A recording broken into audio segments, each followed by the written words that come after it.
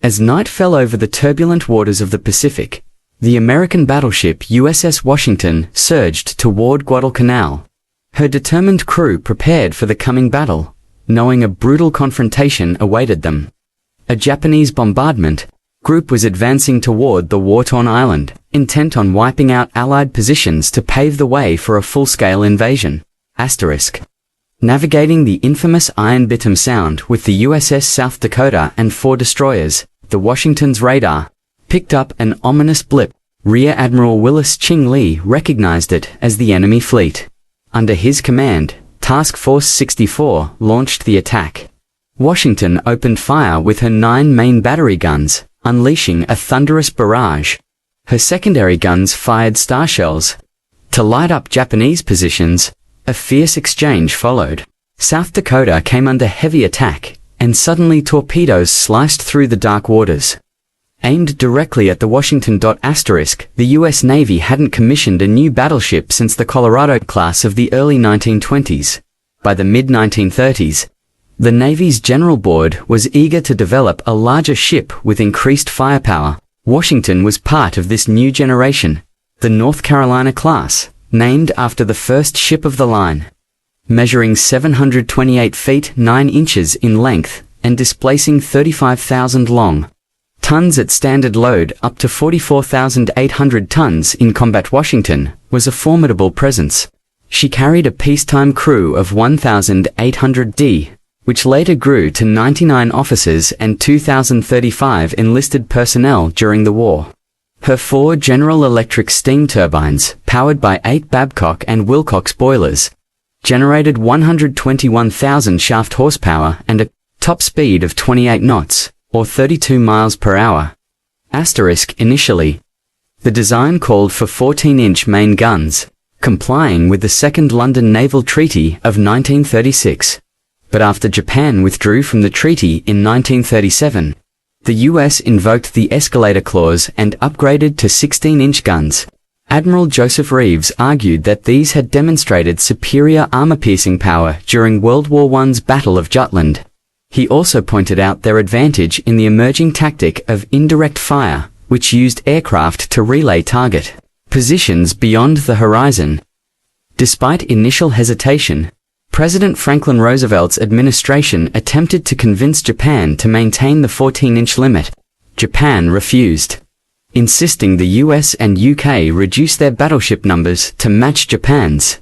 Unwilling to comply, Roosevelt approved the shift to larger guns on July 10, 1937. With the restriction lifted, Washington received 9 16-inch, 45 caliber Mark VI guns arranged in 3 centerline turrets. Her secondary battery included 25-inch 38 caliber dual-purpose guns mounted in twin turrets along her midsection. Her original anti-aircraft suite consisted of 16 1.1-inch guns and 18.50 caliber Browning machine guns, though this was later expanded. However, her armor had been designed to defend against 14-inch shells featuring a 12-inch belt, a 5.5-inch main deck, and 16-inch turret faces.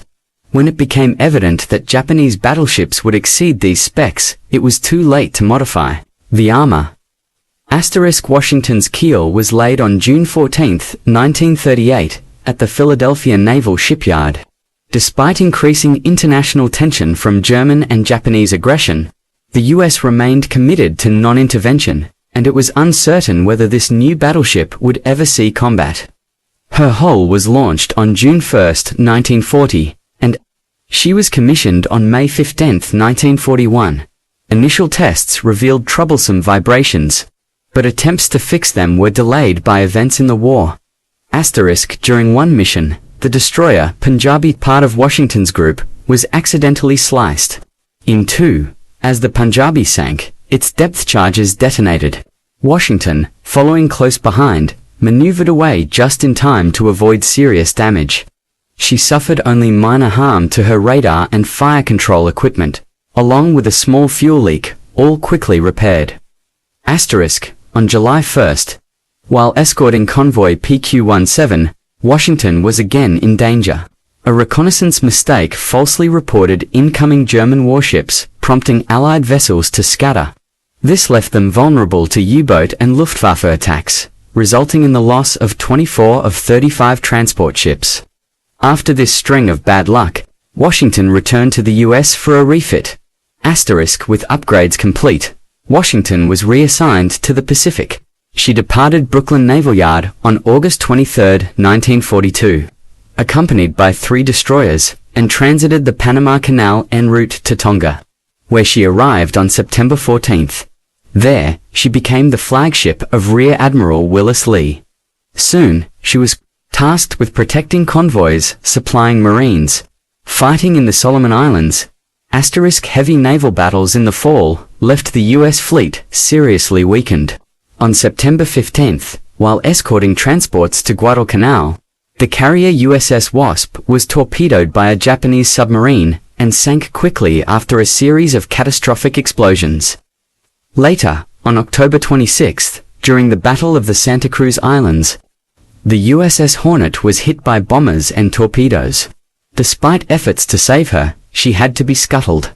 With the Hornet sunk, Washington was now one of only 3 remaining Allied capital ships in the region, alongside the carrier Enterprise and the new battleship South Dakota.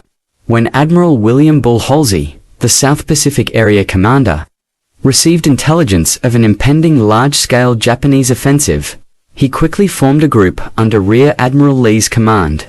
This force included Washington, South Dakota, and 4 destroyers, and was organized as Task Force 163. These battleships had little direct combat experience and had been operating together for only a short time. Paired with destroyers from various divisions, this hastily assembled group was the only line of defense against a Japanese fleet preparing to bombard vital Allied positions on Guadalcanal, where a fierce land battle was already in progress. Led by Admiral Nobutake Kondo. The Japanese bombardment group moved toward Guadalcanal via Indispensable Strait in the early morning of November 14. Their force included the fast battleship Kirishima, heavy cruisers, Takayo and Atago light cruisers, Nagara and Sendai, and 9 destroyers. They significantly outnumbered Lee's task force, now reclassified as Task Force 64. That evening, the American ships entered Ironbottom Sound, a notorious stretch of water just north of Guadalcanal. At 10:55 p.m., radar aboard Washington and South Dakota detected enemy contacts. The enemy was near. Lee ordered his force to prepare for battle. With the destroyers leading the formation and the battleships behind. The Americans spotted a Japanese cruiser and destroyer near Savo Island. At 11:17 p.m., Lee gave the order to open fire. Washington illuminated the targets with star shells from her secondary guns, then unleashed her main battery. South Dakota joined moments later. Despite the barrage, the Japanese vessels managed to escape unharmed. Lee called for a ceasefire 5 minutes later, but the destroyer screen ahead had already encountered 2 separate Japanese groups, sparking a vicious firefight. Within 8 minutes, USS Walk was destroyed by a cruiser salvo. USS Preston met a similar fate moments later, both ships slipping beneath the waves. USS Benham suffered a torpedo strike that tore off her bow, forcing her to withdraw. She would sink the following day. The last destroyer, USS Gwynn, took a direct hit to her engine room and had to pull out, leaving the battleships without their protective escort. Washington and South Dakota were now alone. They arrived on the scene, littered with wreckage from their fallen escorts. Washington quickly spotted the Japanese destroyer Iron Army and fired with her secondary guns, setting it ablaze. But the situation quickly deteriorated.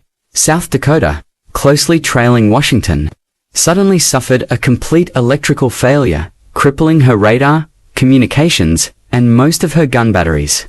As the 2 ships navigated the area, they were forced into evasive turns to avoid the wreckage. These maneuvers caused them to become separated. South Dakota was now isolated, effectively blind and unable to fire. As she changed course to avoid the crippled Benham, her profile was lit up by the flames from burning wreckage, making her an easy target. By midnight, the bulk of Kondo's fleet had arrived. Spotting the vulnerable American battleship, the Japanese unleashed a coordinated and overwhelming attack. South Dakota, though able to fire a few rounds and land some hits on Kirishima, was struck 26 times. Fires spread across her upper decks, her communications were destroyed, and her gunfire control systems were rendered useless.